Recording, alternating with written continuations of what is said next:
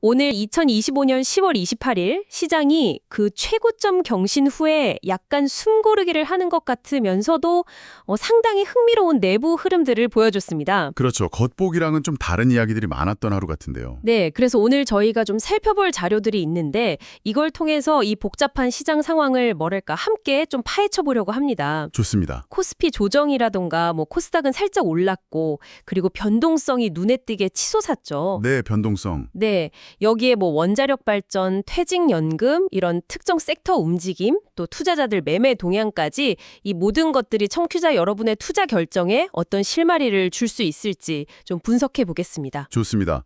단순 뉴스 요약을 넘어서 오늘 시장을 움직인 핵심 동력 그리고 그 이면에 숨겨진 의미들을 좀 깊이 있게 탐구해보는 시간 기대하겠습니다. 자, 그럼 어제 달성했던 코스피 4천 이 이정표부터 시작해볼까요? 오늘은 기세가 좀 꺾였어요. 0.80% 하락해서 4,010.41에 마감했고요. 네, 좀 내려왔죠. 반면에 코스닥은 그래도 0.07% 소폭 올라서 903.30을 기록했습니다. 이걸 전형적인 숨고르기다 이렇게 봐야 할까요?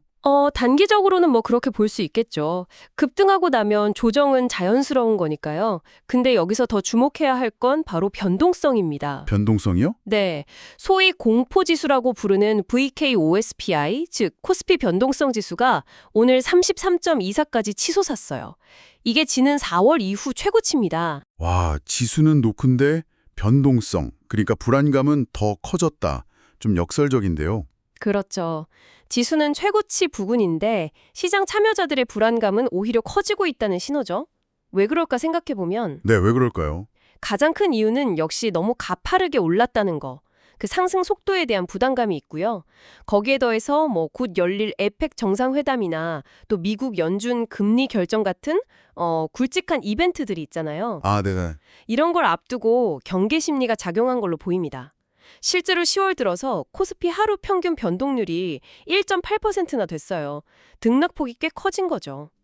잔잔해 보이지만 속은 좀 부글부글 끓고 있다. 이런 느낌이군요. 네, 뭐랄까 수면 아래 물살이 좀 거세지고 있는 거죠. 그렇군요. 마냥 환호하기에는 좀 이른 상황이다. 이런 말씀이신데 이런 엇갈린 분위기 속에서 최근 코스피 상승이 특정 종목에 너무 쏠려 있다. 이런 지적도 나오잖아요. 네. 이게 맞는 얘기인가요? 네, 그거 아주 중요한 지적입니다. 좀 냉정하게 말하면요. 최근 코스피 상승은 삼성전자랑 SK하이닉스 이 두 반도체 대장주가 거의 다 이끌었다. 이렇게 봐도 과언이 아니에요. 아, 정말요? 네, 최근 한 달간 코스피 전체 시가총액 증가분을 보면 약 45%가 이 두 종목에서 나왔습니다. 45%요? 와, 두 종목의 시장 전체 상승의 거의 절반을 책임졌다는 거네요. 그렇습니다. 바로 이것 때문에 그 코덱스나 타이거의 200 동일가중 ETF 있잖아요. 네, 동일 비중으로 투자하는 거요? 네, 코스피 200 종목에 똑같은 비중으로 투자하는 상품인데 이 수익률이 시가총액 가중 방식의 일반 코스피 200 ETF보다 훨씬 낮았던 거예요. 아, 그래서 지수는 오르는데 내 계좌는 왜 이 모양이지? 했던 분들이 많았겠네요. 네, 충분히 그러실 수 있죠. 동일가중 ETF는 한 12, 11% 오를 때 시총가중 ETF는 18.6% 넘게 올랐으니까요. 차이가 7, 8%포인트나 난 거죠. 그 쏠림 현상 때문일 수 있습니다. 시장 전반으로 온기가 좀 부족하다. 이런 신호로도 볼 수 있겠네요. 맞습니다. 그 지표 중에 ADR이라고 등락 비율 있잖아요. 상승 종목수를 하락 종목수로 나눈 거. 네네. 이게 9월 이후로 계속 하락세예요. 그러니까 지수는 올라가는데 정작 상승에 참여하는 종목 수는 줄고 있다. 이 뜻이거든요. 건강한 상승은 아니군요. 그렇죠. 이런 극심한 쏠림은 글쎄요, 건강하다고 보긴 어렵죠. 그래서 많은 분석가들이 연말 앞두고 중소형 반도체나 다른 IT 쪽, 헬스케어 이런 쪽으로 온기가 좀 퍼지는 소위 순환매 장세가 나타날지 이걸 좀 주목하고 있습니다. 알겠습니다. 자, 그럼 이제 좀 더 구체적인 섹터랑 종목 이야기로 들어가 보죠. 오늘 시장에서 원자력 발전 관련주들, 특히 두산 에너빌리티. 와, 강세가 대간했어요. 52주 신고가까지 갔는데 어떤 배경이 있었나요? 네, 오늘 두산 에너빌리티가 아주 강했죠. 크게 보면 한 두 가지 요인이 있는 것 같습니다. 첫째는 그 마누가라고 불리는 거요. 아, 마누가. Make American Nuclear Utilities Great Again. 그거죠? 네, 맞습니다. 한미 원전 협력 강화에 대한 기대감인데 특히 트럼프 행정부가 원전 확대 정책을 강하게 밀어붙이고 있잖아요. 그래서 미국 내 원전 건설이 본격화되면 관연 기자재 공급망에서 두산 에너빌리티가 좀 핵심 역할을 할 거다. 이런 전망이 힘을 얻고 있는 거죠. 이게 그냥 기대감 수준인가요? 아니면 실제 움직임도 좀 있나요? 실제 움직임도 있죠. 미국 페르미 아메리카가 대형 원전 4기 건설 계획 발표했고요. 또 뉴욕 증시에서는 오클로 같은 SMR 소형 모듈 원전 기업 주가가 막 급등하고 그랬거든요. 아, SMR. 요즘 많이 나오는 얘기죠. 네, 이런 분위기 속에서 오늘 KB증권이 두산에너빌리티 목표 주가를 11만 원으로 확 올렸어요. 그 이후로 미국 중심의 원전 산업 재편 수혜, SMR 수주 기대, 자체 개발 가스터빈 수출 본격화 이런 긍정적인 요인들을 제시했더라고요. 그래서 우리 기술 같은 다른 관련주들도 좀 같이 올랐고요. 마침 내일 실적 발표도 있다면서요. 네, 맞아요. 내일 10월 29일 두산 에너빌리티 3분기 실적 발표도 예정돼 있어서 관심이 더 쏠리는 것 같습니다. 그렇군요. 원전 섹터 움직임 아주 흥미롭네요. 또 하나 오늘 시장에서 주목받은 게 퇴직연금 쪽이었어요. 신한라이프가 DC형 비보장 상품 수익률 1위를 했다고요. 솔직히 저는 좀 의외였거든요. 보통 이런 투자형 상품은 증권사가 강할 것 같은데. 그렇죠. 많은 분들이 아마 그렇게 생각했을 겁니다. 신한라이프가 3분기 기준으로 최근 1년 수익률을 보니까 DC형, 그러니까 확정 기여형 퇴직연금 중에 원리금 비보장 상품에서 24.01%를 기록했어요. 놀라운 수익률이죠. 24%요? 와. 네, 이걸로 2분기 연속 1위를 차지했습니다. 그러니까 보험사도 충분히 투자 중심 연금 상품에서 경쟁력을 가질 수 있다. 이걸 보여준 거죠. 비결이 뭘까요? 굉장히 공격적으로 운영한 걸까요? 신한라이프 쪽 설명을 들어보면 포트폴리오 내에 국내 주식 비중이 좀 높았던 점, 그리고 편입했던 펀드들 성과가 좋았던 게 주요했다고 합니다.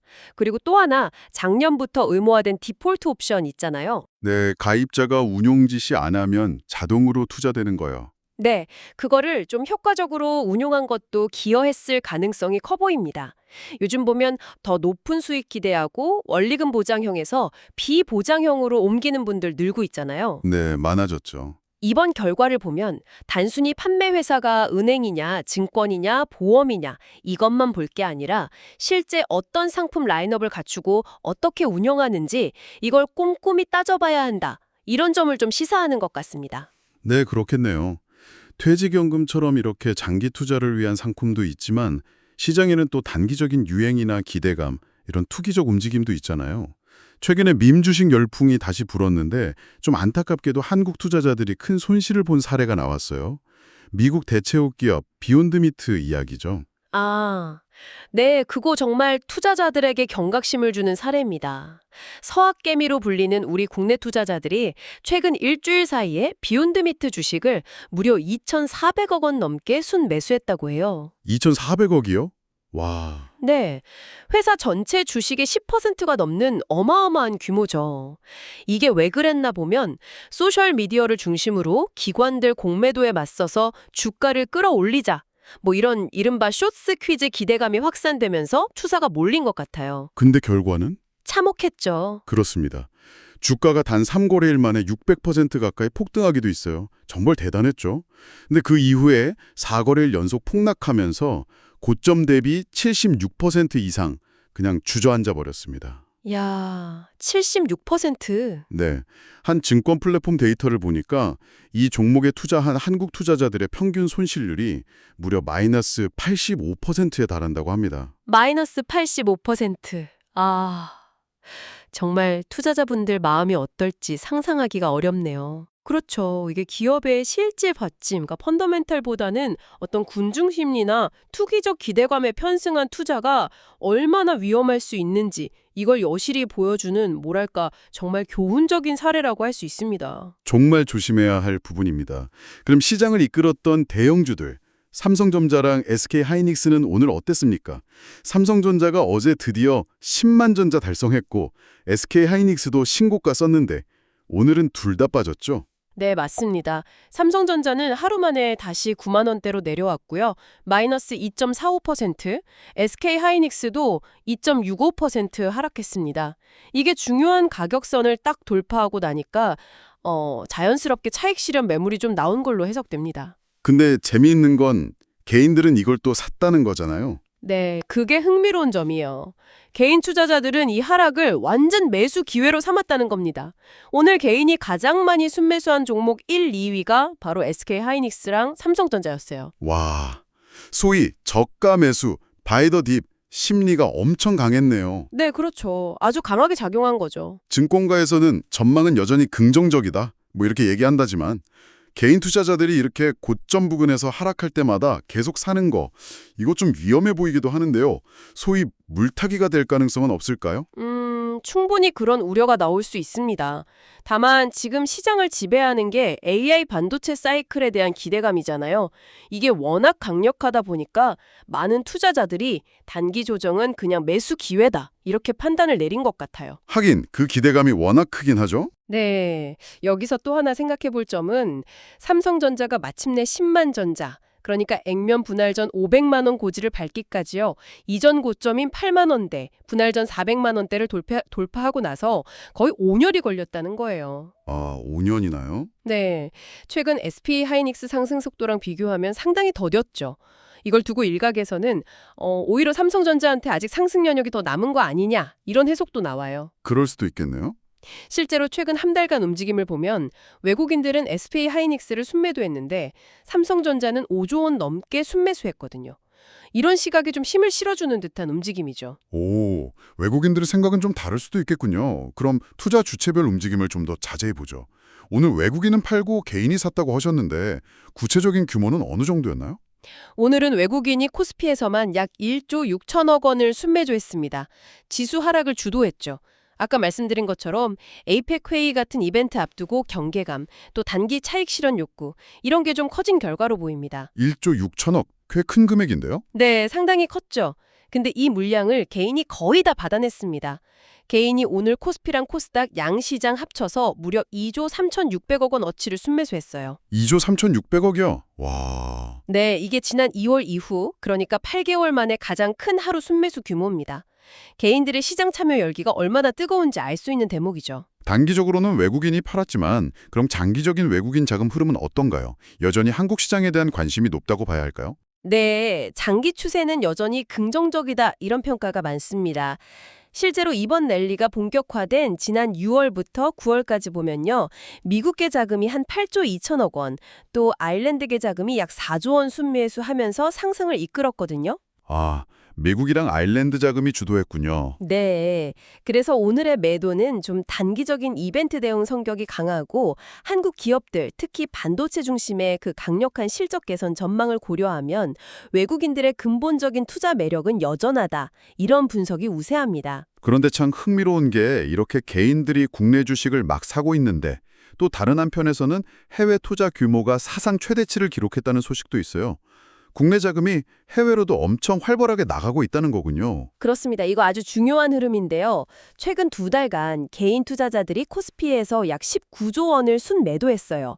근데 그 동안에 한국 거주자의 해외 주식 및 채권 보유액은 약 327조 원으로 사상 최대치를 기록했습니다. 와, 327조. 네.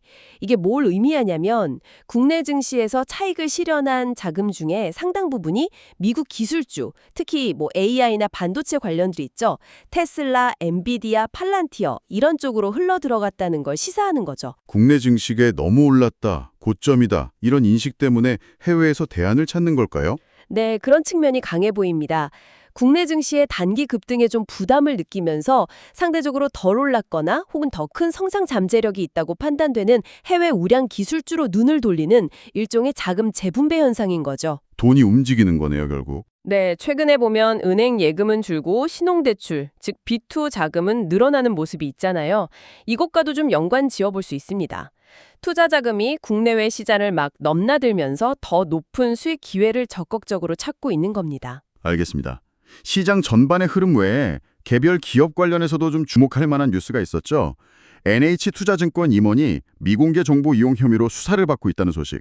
이거 상당히 충격적이던데요. 네, 이건 뭐 자본시장의 신뢰와 직결된 문제라서 파장이 좀 클 수 있습니다.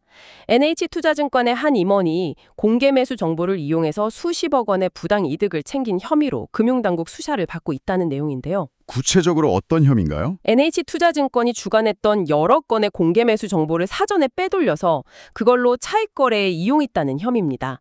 만약 이게 사실로 드러나면 공개 매수 시장 점유율 1위인 NH투자증권의 평판에 정말 큰 타격이 불가피하죠. 그렇죠. 신뢰가 중요한데. 네, 그리고 지금 NH투자증권이 종합투자계좌 IML 사업 인가를 추진 중인데 여기에도 좀 부정적인 영향을 미칠 수 있어서 앞으로 어떻게 될지 좀 지켜봐야 할 것 같습니다. 정말 심각한 사안이군요. 또 다른 기업 소식으로는 사모펀드가 인수했는데도 주가가 영 힘을 못 쓰는 남양유업 사례도 좀 눈길을 끌어요. 시장은 이렇게 뜨거운데 왜 이런 결과가 나오는 걸까요? 이게 또 사모펀드 인수가 만병통치약은 아니다. 이걸 보여주는 사례 같습니다. 한행컴퍼니가 지난해 남양유업을 인수했는데 그 이후에 오히려 주가는 최근 6개월간 30% 이상 하락했어요. 흑자 전환은 했다면서요. 네, 한행코가 들어가서 비용 절감하고 해서 영업이 흑자 전환에는 성공했습니다. 네, 문제는 핵심인 매출이 계속 줄고 있다는 거죠. 그리고 뭐 보통주 중심으로 자사주 매입 검토한다거나 하는 주주환원 정책에 대해서 소액주주들 불만도 좀 크고요. 아, 성장성 자체가 문제군요. 네. 게다가 내년부터 미국이랑 EU산 유제품 관세가 철폐되잖아요. 그런 가격 경쟁 압박이 더 심해질 거라는 우려도 있고요. 결국 사모펀드라고 해도 기업의 근본적인 성장 동력을 찾거나 경쟁 환경 변화에 제대로 대응하지 못하면 기업 가치를 높이는 데는 한계가 있다. 이걸 보여주는 거죠. 그렇군요. 마지막으로 삼성바이오로직스 분할 소식도 좀 짚어봐야 할 것 같습니다. 11월에 완료될 예정이라고요? 네, 맞습니다. 기존 회사를 둘로 나누는 인적 분할인데요. 하나는 위탁 개발 생산, CDMO 사업을 하는 존속법인 삼성바이오로직스, 다른 하나는 바이오시밀러 자회사인 삼성바이오에피스를 지배하는 신설법인 삼성에피스홀딩스, 이렇게 나뉘는 겁니다. 분할하는 이유가 뭔가요? 표면적인 이유는 그 CDMO 고객사랑 잠재적인 이해상충 문제를 없애기 위해서라고 해요. 신약 개발사랑 바이오시밀러 개발사 간의 경쟁 관계가 생길 수 있으니까요. 근데 뭐 각 사업 부문의 전문성을 더 강화하고 가치를 제대로 평가받겠다. 이런 의도도 깔려 있겠죠. 분할 전 삼성바이오로직스 자체의 CDMO 실적은 아주 좋습니다. 역대 최대 분기 매출 기록하고 그랬어요. 그럼 분할 이후 주가에는 어떤 영향을 미칠까요? 거래 정지도 예정되어 있던데요? 네, 분할을 위한 거래 정지가 10월 30일부터 11월 21일까지 예정되어 있습니다. 외국인들은 CDMO 사업의 성장성을 좀 높게 보고 분할 전에 미리 주식을 사들이는 모습을 보였어요. 근데 다만 분할 후에 새로 생기는 삼성 에피스홀딩스 있잖아요. 네, 신설법인. 거기는 규모나 유동성 측면에서 MSCI 같은 주요 글로벌 지수 편입 요건을 충족하기 좀 어려울 수 있습니다. 그래서 재상장 초기에는 지수 출종 펀드들의 매도 물량이 좀 나올 수 있다. 이 점은 염두에 두셔야 할 것 같아요. 아, 그런 점이 있군요. 오늘 정말 많은 이야기를 나눴습니다. 코스피 4000이라는 화려한 이정표 뒤에는 말씀하신 대로 반도체 쏠림이라는 명암이 있었고 또 높아진 변동성에 대한 불안감, 국내외 시장을 넘나드는 투자 자금의 흐름, 그리고 각기 다른 사연을 가진 기업들의 이야기까지 참 복잡하게 얽혀 있었네요. 네, 원자력주의 부상도 있었고 밈주식의 경고도 있었고 또 기업 내부 통제 문제라든지 사모펀드 딜레마 같은 얘기도 나왔죠. 맞아요. 시장이라는 게 결국 거시경제 트렌드, 뭐 AI 붐 같은 거요. 그리고 지정학적 변수, 미중 관계나 원전 정책 같은 거, 또 개별 기업의 전략과 성과, 삼성바이오 분할이나 신한라이프 실적 같은 것들이 끊임없이 상호작용하면서 움직이는 뭐랄까 하나의 유기체 같은 거죠. 어느 한 가지 요인만으로는 전체 그림을 다 설명할 수가 없습니다. 그쵸. 이 복잡한 정보들 속에서 오늘 저희와 함께 하신 청취자 여러분께서 기억해야 할 핵심은 뭘까요? 아마도 그 헤드라인 숫자, 지수만 보고 시장 전체를 판단해서는 안 된다는 점, 이게 아닐까 싶습니다. 네, 동의합니다. 지금의 성장이 어디서 비롯되고 있는지, 그리고 그 이면의 위험 요인은 또 없는지, 이걸 좀 냉철하게 파악하는 게 그 어느 때보다 중요해 보입니다. 네. 그리고 마지막으로 한 가지 질문을 좀 던져드리고 싶습니다. 오늘 우리가 시장 에너지가 반도체에 극도로 집중된 현상을 봤잖아요. 네, 솔림 현상. 네. AI 혁명이 강력한 동력인 건 분명하지만 역사적으로 보면 특정 섹터로의 극단적인 쏠림은 결국 다른 분야로 확산되거나 혹은 조정의 빌미가 되곤 했거든요. 그렇죠. 그렇다면 이 점을 염두에 두고 한번 생각해 보시죠. 지금 시장의 스포트라이트 너머에서 다음번 성장을 조용히 준비하고 있는 분야나 기업은 어디일까요? 잠재적으로 다음 순환매의 주인공이 되거나 변화하는 경제 환경 속에서 새롭게 부상할 가능성이 있는 곳 말입니다. 오, 다음 주도주를 찾아라 이런 말씀이시군요. 네, 뭐 그런 맥락이죠. 이 질문에 대한 답을 찾아가는 과정이 어쩌면 다음번 기회를 잡는 열쇠가 될지도 모르겠습니다.